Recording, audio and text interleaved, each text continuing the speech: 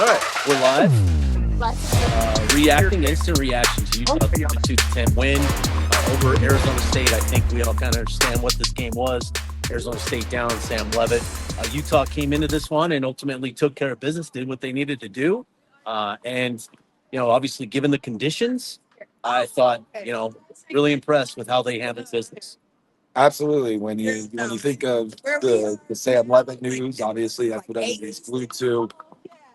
It takes a little bit of muster out of the game, but the end result, uh, it's hard to think that one guy was going to make that difference. And really happy with what we saw from offense tonight. Yeah, agreed. I think 276 yards on the ground total, all 6 touchdowns for Utah coming on the ground as well, which again speaks to the conditions. Utah only threw 13 passes tonight. Just crazy. Yeah. Yeah, no, it's we've been talking about it all week. We said Utah's going to need to establish a run game. It's something's got to give. Utah rushing attack, Arizona State run defense. Something's got to give there. We saw that tonight. Something totally gave, and to the tune of 276 yards, Utah handled business. Yeah, obviously wet, obviously cold. We're both shivering. It's a cold one, and so Utah had to weather the conditions in a way. And I thought they came out. It was kind of a unique start, obviously given the weather and given the conditions with the lightning, sort of delaying some of the pregame activities with the team. It was an abbreviated warm up where Utah came out with 25 minutes left instead of their typical 65 minutes, go back into the locker room and then back out. Whittingham shared that it was just one brief abbreviated warm up, which I think was the right approach, obviously. And the team came out with great energy, and I thought the crowd was really tremendous. Obviously, late filling in because we didn't know when the game was starting. Yeah. Given the conditions. But again, just a really, really strong start for Utah, which has been, not a common theme. I think a common theme, in some of these games. I shouldn't say a common theme, but it's been fairly consistent outside of a couple games. But finishing in the red zone has been Utah's big thing this year. 28 to 29 now in the red zone. Yeah, no, it's the red zone productivity has been a breath of fresh air, to say the absolute least. It's been a frustration point the last couple of years. Seeing Utah perform in the red zone, it says that Utah can finish drives. And you look at the 4th and 2 to get things going for Utah, 4th and 2, sitting there thinking, just in this kind of game, just take the chip shot field goal, and Dampier scampers into the end zone, and it's like, all right, I'll shut up. Yeah. No, I mean, it really was that. And, we talked about it on the pregame show that we did Thursday night, the live show. I thought a key for me coming into this game was going to be first down rushing production, right?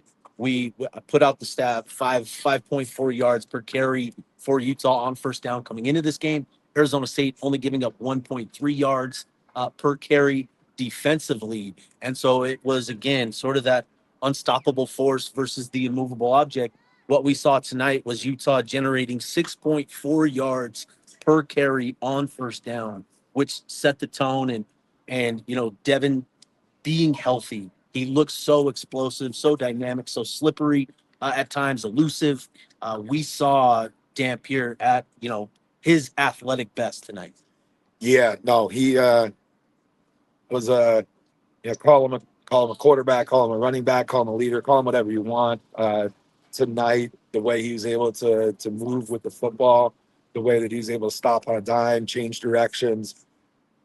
He was a tough get down tonight for the Arizona State defense, and a lot of credit to him in the game that he brought tonight. Yeah. And then another big key, obviously the matchup with Jordan Tyson. And given the quarterback situation for Arizona State, we didn't see, that attack at its best. Certainly, we'll, acknowledge that. But I thought in terms of just what we saw from Smith Snowden and from the defensive secondary in particular, certainly their best performance of the season. It looks like they've made progress, pretty consistently this season. and I thought Snowden was really, really sharp. Some of the flags that were thrown, at his way, were questionable. The one in particular, with the ball 8 feet over his head, was a really questionable. Yeah, no, absolutely. Looking at the stat sheet here, it's 16 targets to Jordan Dyson, 8 receptions. That's a guy that catches a lot of footballs, and hold hands at 8 receptions for only 40 yards. That was something that Utah needed to see, to see that type of wide receiver that can totally take over a game as he has in moments in this season. To see him get bottled up by this Utah secondary, I think it's something that they should feel great about. Yeah. And, another big thing, obviously talking about the run game and the rushing attack, I thought the offensive line set the tone for Utah in this one. When people go back and watch this game, you're going to have a lot of fun watching what this offensive line did, generating movement, connecting on blocks at the second and third level. Yep. That Dampier run from about 20 yards out, I think it was a 24-yard touchdown run. He had Soloto Moiai, getting a first level defender out of the way, and then Spencer Fano getting to the third level, getting in the way of a safety, clearing the path for Dampier to get into the end zone. That was one play in particular, but a number of them where the offensive line just getting consistent positive movement for the rushing attack, and they took care of business. The guys behind. Absolutely, and that's something we touched on earlier as we wanted to see the offensive line kind of answer that call. Coming into this game, that ASU has a stingy defense. Um, they're equipped in ways to be able to just take away the run, and they've been great at it thus far this season. But tonight, Utah's offensive line was able to give that push up front that we didn't see a few weeks ago when Texas Tech rolled into town, and it was a good Sly, that game guy. was, See Sly. that proved to be an opportunity to get better, learn, and get stronger. And shout out to the O Block. They absolutely answered the call tonight. Yeah. And then one other thing, with this, I think we got some clarity with what Utah is going to do in the defensive secondary. With the loss of Nate Ritchie, who didn't obviously play tonight. We saw Teo Johnson, Jackson Benny as the starting safety duo, with Smith Snowden, Scooby Davis, Blake Cotton being the primary cornerbacks for Utah. Whittingham shared in the post-game press conference that what they plan on doing moving forward is Benny and Teo at the safeties, and then they're going to move Smith around when they go in their 4-3 packages with 3 linebackers on the field. They'll move Snowden outside with Scooby on the other side. When they go nickel, Smith inside with Blake and Scooby on the outside. So it'll be fun. Jeff, what's up, man? But I think we got a good idea of what that group in particular is going to look like moving forward. Yeah, no, and it was fun to watch Benny slide back to safety role that he feels natural at. He has experience there, knows what he's doing back there. I think it's a great fill in for what Utah is dealing with in the safety room. I think that there's only room to grow from there. I thought the secondary looked awesome tonight. Yeah, I did. I thought, again, we understand the context around the Arizona State offense without Sam Levitt. It is, a significant piece to their puzzle. It is the biggest piece to the puzzle there for them, and certainly hindered their level of execution. Jeff Sims, he's a 6-year guy, has experience. This, like we talked about, the stage wasn't going to be too big for him. He's played in a lot of power level conference games, but just didn't have the reps, didn't have chemistry with the guys around him. But they came out and made it clear they wanted to try and connect on a couple of deep shots. They tested that secondary, and Utah, answered. Absolutely didn't find too many of those moments where it felt like Utah secondary got burned. Didn't feel like there was those blown coverages. Obviously, got to watch this back, watch it in front of a TV, wait for Andrew Crane to break down the film. But No, I mean, Sims was 18 for 38, threw the ball a lot.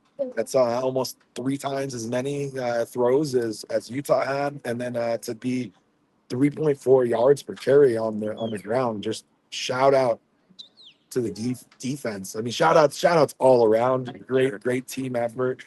Great complimentary football. I know that was something that people were kind of craving, like to see from this Utah team, and saw that tonight. And Utah fans, hey, no Sam Levitt. 42-10 is 42-10. Yeah. Sam Levitt plays this game. It's still going to be a lot to a little. Great win for Utah, no matter how you chop it up. And Yep.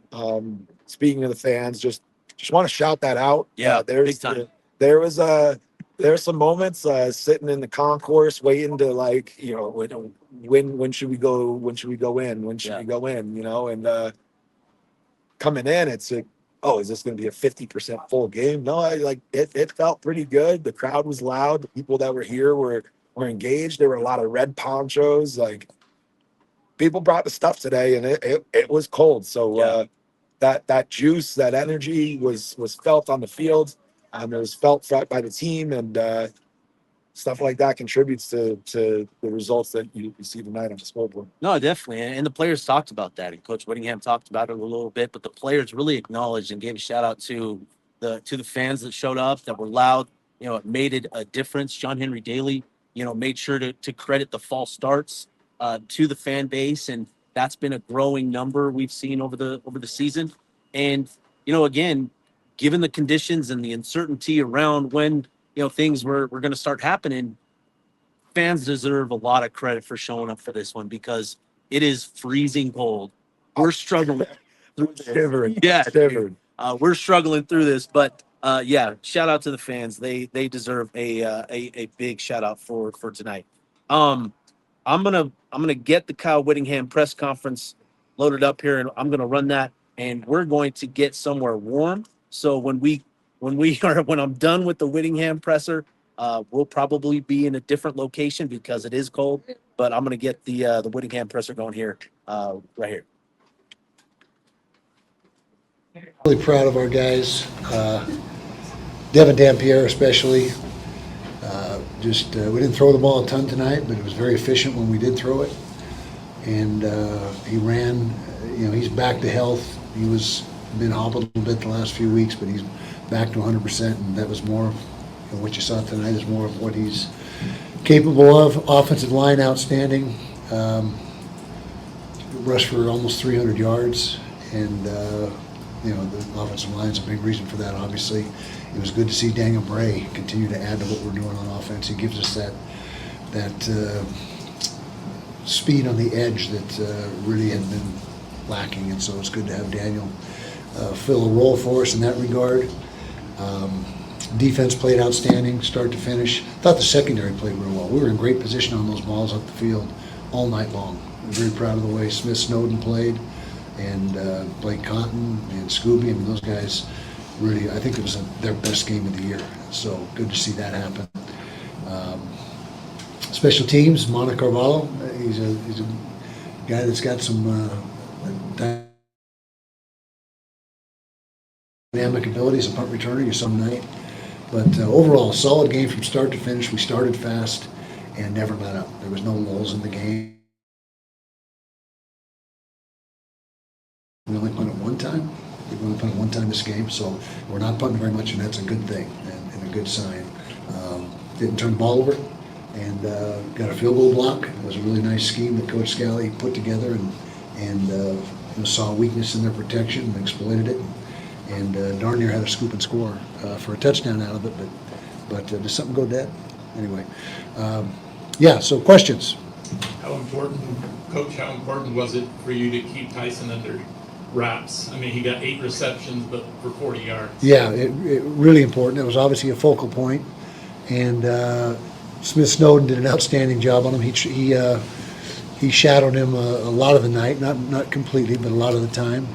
And to hold a talent like that to just 40 yards is a credit again to the secondary and the way they played tonight. He's a heck of a player. How did the lightning delay in warm-ups kind of affect the team, and how did you keep them locked in during? I thought they handled it real well. What we did is we took a little different approach. We waited until about 25 minutes before kickoff to go out, and then just stayed out. You know, our usual routine is to go out at about 65 minutes before, and then do some things and come back in and go back out.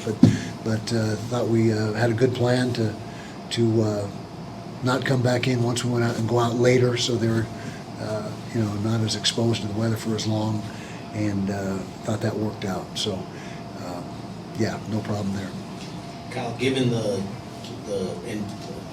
environment and the storm and conditions that everybody was dealing with, what did you make of the atmosphere here at Rice? Pretty darn good, and we appreciate the fans that toughed it out and stayed. You did a great job, and the fans that left, we wish you would have stayed. You missed a great game, but you know, I'm sure we would have had a you know, much larger number of folks there had we not had the weather issue. But we love our fans. There's a great home field advantage here, and even though it wasn't maxed out tonight, the fans that were there were really loud and did a great job in the muss as well.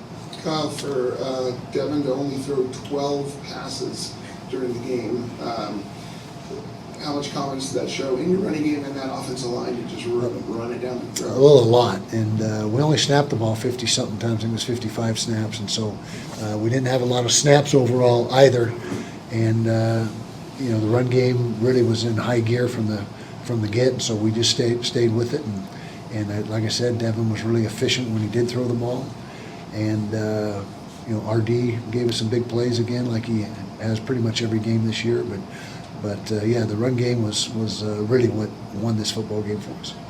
Kyle, as you mentioned, Devon was not hobbled in this game. Just how much does it open up the offense to kind of get him out in space and not have, you know, a nagging injury? Yeah, it opens it up a bunch, and you saw some of the moves he made tonight. He just wasn't capable of making those moves the last few weeks, but now, you know, with the bye week really helped him out, and we're elated that he's back to 100%. Can you give us some insight into how the rotation, the defensive backfield played out? Obviously, Jackson Benny played a little bit of safety. Teo Johnson Played a lot of as well. safety, yeah. That's where he was exclusively tonight.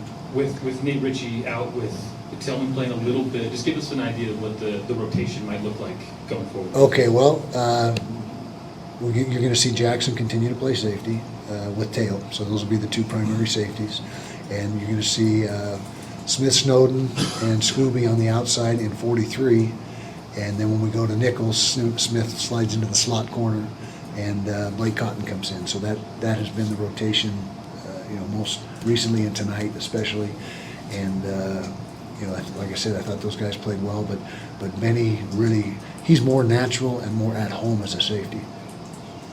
Kyle, after the Texas Tech loss, Devon said that the team was going to use it as fuel to help them. How have you seen this team actually embrace that and not just use it as kind of a platitude to kind of move forward? Well, they've been a determined bunch ever since that loss. Not that they were not practicing well prior to that, but that was a very disappointing game to them, and you can tell they were hurt and ticked off, and I think they've responded, you know, as well as we possibly could have been hoped for. Kyle, you talked this summer about this offensive line being the best one that you've had. Mm-hmm. Is tonight the way you expect them to play? Is that what you were talking about? 100%, exactly. Yeah, exactly. Controlling the line of scrimmage, open up holes for the run game. They pass protect exceptionally well, and very proud of them, like I said. You're kind of quiet, Mr. Sun Devil back there.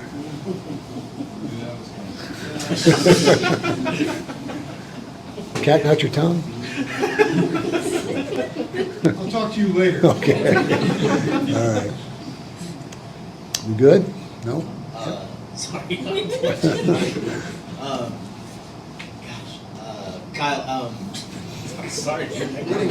Yeah, Kyle Whittingham. Yes, sir. What was I gonna ask? Now I'm just stuck. Got my Rockwell. They're Rockwell glasses, and they're really good. They're high quality. I got to give Rich a plug. He gave them to me free. So yeah. Kyle, with the news, Sam Levitt was doubtful and then out yesterday. Yep. Did that change any of your preparation for the Sunday? No, it was really too late to make any wholesale changes. Nor would we have, you know, had it even happened earlier in the week. Sam is a really good runner. That's how he's made the majority of his big plays this year is with his legs.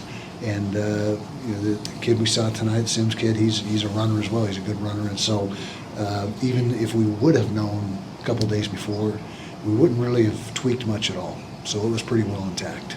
Coach, Bert Thicklin remains on 100% in completion percentage this year. Can you speak to his progression across the season year? Yeah, we think Bird's got a bright future here. He is a guy, I think I said last, after the West Virginia game, he's very poised, he's very in control, very confident, and nothing phases him. Nothing bothers that kid. He's just so in charge and has so much confidence in what he's doing. Kyle, after the Texas Tech game, you said that there were issues just with finishing games. Obviously now it seems like the offense is just so much more well-rounded than what it was that game. Has there been anything that you've noticed, I guess, systematically or philosophically that's changed from that game in the past two? Not really. Not really. You never want to make excuses, but I'm telling you right now that Devon, a lot of players would not have played in that game if they were, he's a tough kid, and he mustered through it. And, if you look at the biggest factor, that was probably the biggest factor. But again, it's our job to put the guy out there that gives us the best chance to win, and we thought it was Devon that particular night. So. Yeah, Kyle, as Daniel Bray gets more reps and gets more comfortable, could you see his role expanding here as October and November move? I think that would be a positive for us if it does expand. If he can, he made some really good runs tonight, and he's a really explosive, fast kid. He run, I think he was a 10-3 100-meter guy in high school, and so yeah, if we can continue to implement him and integrate him into what we're doing, that just gives us another dimension. We don't have many guys that can accelerate and hit the gas pedal like he can. Kyle, I guess now we can talk about it. Initial thoughts on the rivalry game next week. Both of you should be top 25 teams, I think. Yeah, they were Arizona today. Who won? Overtime. Oh, double. Okay, so should be a great matchup. I mean, a one-loss team and an undefeated team, and like you said, I would assume we'll be ranked. We don't pay a whole lot of attention to that right now, but that most likely will be the case. So I would say it's shaping up to be the biggest event in the state of Utah, sporting event like it is most years. So. Time for two more. Kyle, you guys are 28 of 29 in the red zone so far this season. Wow. What has Jason Beck brought to, maybe the play calling that has diversified, what you guys are capable of doing in the red zone? Yeah, well, I can tell you a big part of red zone success at the college level is the QB run game. And Devon being able to do the things he does, and the offensive line, they go hand in hand. But that's probably been the biggest key to our red zone success is Devon Dampier's his ability to hit those. He's very instinctive. I've said it before. He could be a running back if he wasn't a quarterback, and that gives us that extra dimension. You get the +1 run game with a quarterback, and they don't have a guy to account for him most of the time. Back here.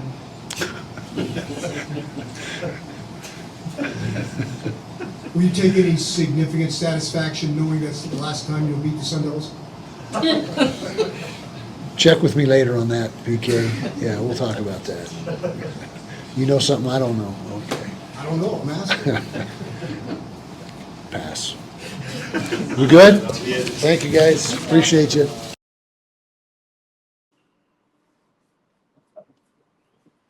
All right. There you have it. There was Witt's press conference. And so we've moved locations. I think we're a little bit not out so much in the elements, freezing our tails off. But just a couple quick things before we wrap this one up. Things that really stood out to us.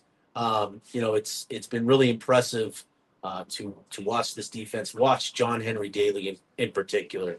The effort he plays with, man, he had a stretch there in the first half where his get off at the snap, his burst out of his stance, caught the left tackle, dead in like sleeping essentially, and was able to get into the backfield, had a tackle for loss, almost had a sack, but a little quick screen, got the ball out of the quarterback's hands pretty quickly there. But you look at the numbers at the end of the game, Utah finished this one with 5 sacks on defense, which is something that I think a lot of people, I can think of one in particular, wanted to see. We don't want to be pressure rate Lake City. We want to use the acronym or not the acronym, but we, Sac Lake City, we want to live up to that. And we want to be able to use that. And I think we saw that tonight. It took some time, but eventually Utah's pass rush got home, finished the game with 3 sacks. John Henry Daly had a couple. Levani Damuni had one of the more impressive blitzes up the middle, powering through a running back and then making a diving attempt to get the sack on Sims. Really impressive stuff on that front. And then on the other side of the ball, keep in mind, Arizona State came into this one leading the conference in 19 sacks, zero given up by the Utah offensive line. So really impressive job there. Yeah, and another thing to keep in mind, Utah had 7 drives tonight and scored on 6 of them. That's huge. Like that's about as huge as you can get. It got out a punt early in the game. Poor Orion Phillips just wants to go out and do his job, but this offense makes it hard on him, and that's a good problem to have. And one crazy thing is 7 drives, only 8 third downs faced. And on those third downs to go 4 for 8. Just a really good offensive production from Jason Beck and the gang tonight. 8 third downs on 7 drives. Just think about that for a second. It all goes back to getting good production on first down, and just some numbers that you love to see out of this offense. Yeah, 38 downs, 8 third downs, 7 drives on 7 drives. That's a crazy number. So yeah, really impressive. And then the great thing about tonight's performance, again, we got to see some of the young guys. Bert Ficklin, got into the game in the fourth quarter, led a touchdown drive with getting into the end zone there. Wayshawn Parker was big on that drive, had a nice 19-yard run late in that game. Saw Daniel Bray, who has looked really impressive the last 2 games. And Whittingham, as you heard, Whittingham said they need to integrate him even more into the offense. But finished tonight, 5 touches and how many yards? 5 touches, 41 yards, so 8.2 a pop. That's not bad. And you can see the speed. Like it's so like just his ability to get by defenders at the line of scrimmage, get to the edge. It just is another change of pace type of back that adds another exciting element to this run game, which now that you're into game 6 and game 7 and game 8 coming up on schedule, to add that, to incorporate that into what you've already established, it's just another thing that Jason Beck can now kind of tinker with and figure out different ways to utilize him and expand the run game and offense even more. So I think it's really impressive what he's been able to do with the minimal opportunities that he's had so far. But clearly he's a guy that Whittingham, and I think everybody would agree, everybody else would agree, he's a guy that needs to see more opportunities for sure. Yeah, to get that experience as a true freshman and to be able to make that impact as a true freshman. Obviously Hunter Andrews went down. You see Bray get in motion and take some of those hands off coming out of motion and taking those for some good little chunk plays. Yeah. Jason Bags, that kind of works. Jason Beck has a very deep bag. Yeah, no, absolutely. And with Bird Ficklin, this is now, I think, his 5th game that he's played this season. And, it's clear that the offense doesn't change much with him, coming in for Dampier. And I think that's significant. It's also kind of telling, with the quarterback situation. But Bird just made another great throw tonight. I was actually, in the end zone watching from behind Bird Ficklin make that throw over the defender to get it to Otto Tia. It was a really impressive throw on the move. And I think just continuing to get him involved in the games, late in the games, to run the offense, get Dampier out of the games, which is great, but really impressed with what we've seen so far from Ficklin and some of the other freshmen that got opportunity today. So, dude, any final thoughts before we wrap this one up? Honestly, just Felt like we saw everything we needed to see from Utah today, and I feel like I'm sounding like a broken record, but it's only twice in a row. Felt that way coming out of the West Virginia game as we left Morgantown. Feel that way as we wrap things up here at Rice Eccles. But tonight was all about how can Utah's offense look against stingy Arizona State defense. Yeah. And I think we got some answers. And there's a huge game on tap, and look forward to getting into that with everybody in the coming week. But tonight, tomorrow, enjoy a win. Yeah, absolutely. And again, you don't want to take this win for granted. We understand the context with Sam Levitt being out, but don't take it for granted. 42-10, that's significant because there were a lot of reasons for Utah to overlook this matchup. Levitt being one of them, the conditions being another, the rivalry game next week being another factor that Utah very easily could have overlooked this game. But they came in, they handled their business. Now they're able to enjoy this one a little bit, just a little bit, Just a little bit. before they turn the page onto onto the rivalry game. I can't call it what it's dubbed because of who I work for, but we know what it is, and obviously the rivalry game, it's a big one.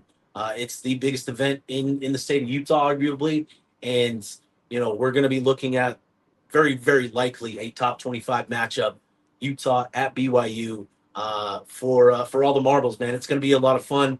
And credit to Utah for taking care of business tonight, and now they can go into that one, with with a lot of momentum on their side, and I think that's a big thing for them. Absolutely. All right, man. Well, Bennett, dude, appreciate you, man, and we'll wrap this one up. Appreciate everybody for tuning in. I'll have this posted later, so if you missed it, you can go back and watch it. But appreciate everybody. Big win for Utah, 42-10 over Arizona State. Turn the page with the Utah Blockcast. We'll get back in the behind the mic Sunday night for our episode that'll drop on Monday. So appreciate everybody, and stay warm. Get warm. Stay warm.